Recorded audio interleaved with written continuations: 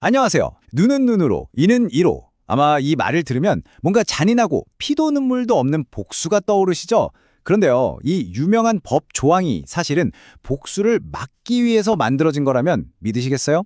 오늘 그 진짜 의미 속으로 한번 들어가 보겠습니다. 이 오래된 법을 제대로 이해하기 위해서 우리는 시간을 거슬러 올라가는 대신 아주 현대적인 공간으로 가볼 거예요. 바로 2025년 대한민국의 법정입니다. 어떤 남성이 있었어요. 1,050원어치 물건을 훔쳤죠.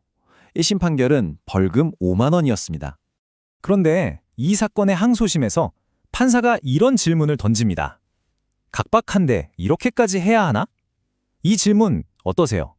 사실 우리 마음속 깊은 곳에 있는 질문을 툭 건드리는 것 같지 않나요?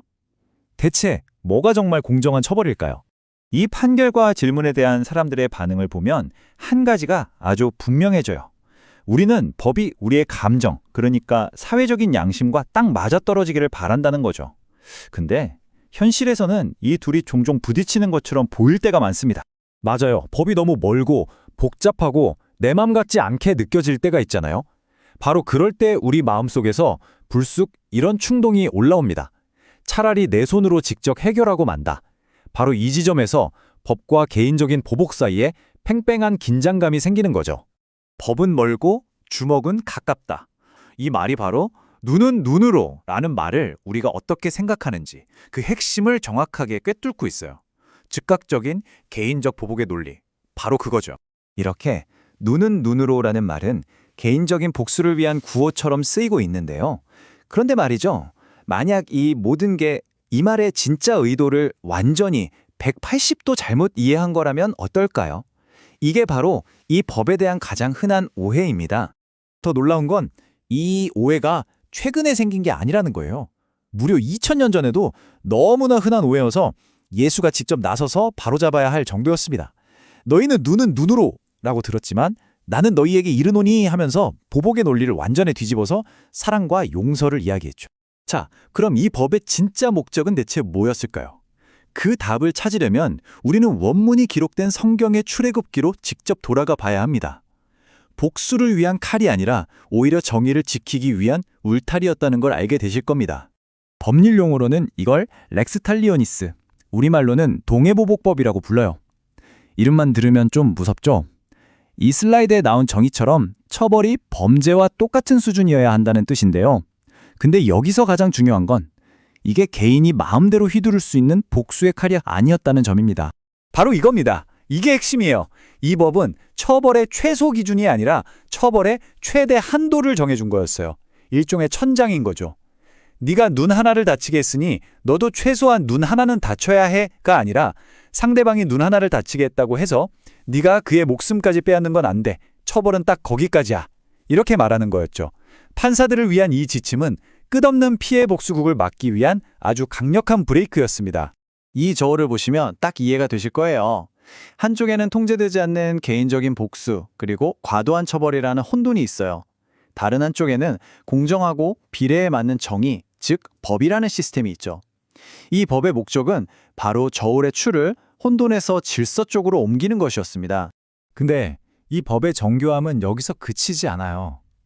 단순히 행동의 결과만 본 게 아니라 그 행동 뒤에 숨어있는 의도, 즉 마음의 동기까지 아주 깊게 들여다봤거든요.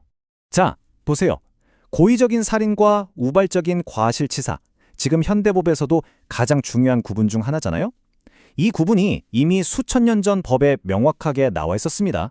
똑같이 사람을 죽게 했더라도 악한 의도를 가지고 죽인 것과 실수로 죽게 한 것의 처벌은 하늘과 땅 차이였던 거죠. 그리고 이 정의의 원칙이 가장 파격적으로, 정말 혁명적으로 적용된 대상이 바로 노예였습니다. 당시 노예는 그냥 주인의 재산, 물건처럼 취급되던 시대였어요. 그런데 이 법은 주인이 노예의 눈이나 이를 다치게 해서 영구적인 상해를 입히면 그 대가로 뭘 줘야 한다? 바로 자유를 줘야 한다고 명령했습니다. 이건 정말 엄청난 거였어요. 사람의 가치를 법으로 보호한 거죠. 자, 그런데 말입니다. 이렇게 완벽하고 공정한 정의의 기준은 역설적이게도 우리 인류에게 아주 거대한 신학적인 딜레마를 안겨줍니다. 그게 뭐냐? 바로 아무도 갚을 수 없는 빚의 문제예요. 한번 생각해 보세요. 만약 모든 잘못에 대해 정확하게 100% 똑같은 대가를 치러야 하는 게 진짜 정의라면 완벽한 신의 기준 앞에서는 우리 모두가 사실상 파산 상태일 수밖에 없지 않을까요?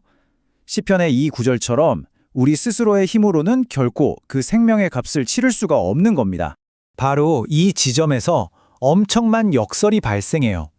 인간의 폭력을 제한하기 위해서 만들어진 이 공정한 법이 오히려 우리 스스로는 정의의 값을 치를 능력이 전혀 없다는 영적인 파산 상태를 폭로하게 되는 거죠. 저울은 우리 힘으로는 결코 수평을 이룰 수가 없습니다. 이 갚을 수 없는 빚이라는 막다른 골목. 바로 여기서 기독교 신학은 이 법이 어떻게 완성되는지에 대한 놀라운 답을 제시합니다. 보복이 은혜로 바뀌는 지점이죠. 이 모든 이야기의 열쇠는 아주 구체적인 숫자 하나에 숨어 있습니다. 바로 30입니다. 기억나시나요? 출애굽기 바로 그 장에서 법은 은 30세겔이 당시 노예 한 명의 보상가치, 그러니까 몸값이라고 규정합니다. 그리고 이 은은 30은 놀랍게도 신약 성경에서 유다가 예수를 배신하고 받은 돈과 정확하게 같은 액수입니다. 정말 소름 돋는 아이러니죠. 한 명의 노예를 위한 몸값이 온 인류를 구원하기 위한 구원자의 몸값이 된 거예요. 신학적으로 이 희생이 바로 우리가 절대로 갚을 수 없었던 그 정의의 빚을 대신 치른 사건으로 해석됩니다. 그래서 기독교 신학에서는 이 눈은 눈으로라는 법이 사라지거나 없어진 게 아니라 오히려 십자가에서 완성되었다고 말하는 겁니다. 정의의 저울이 무시된 게 아니에요. 우리의 복수나 노력이라는 무게추가 아닌 신의 사랑과 은혜라는 무게추로 마침내 완벽한 균형을 이루었기 때문이죠. 결국 눈은 눈으로라는 말은 복수를 외치는 구호가 아니라 역설적으로 우리에게 은혜가 얼마나 절실하게 필요한지를 보여주는 거울이 되는 셈입니다. 그리고 이 이야기는 마지막으로 우리 각자에게 이 질문을 던집니다. 되갚음이 기본값처럼 여겨지는 이 세상에서 우리는 어떻게 은혜의 사람이 되는 길을 선택할 수 있을까요? 이 질문을 남겨드리면서 오늘 이야기는 여기서 마치겠습니다.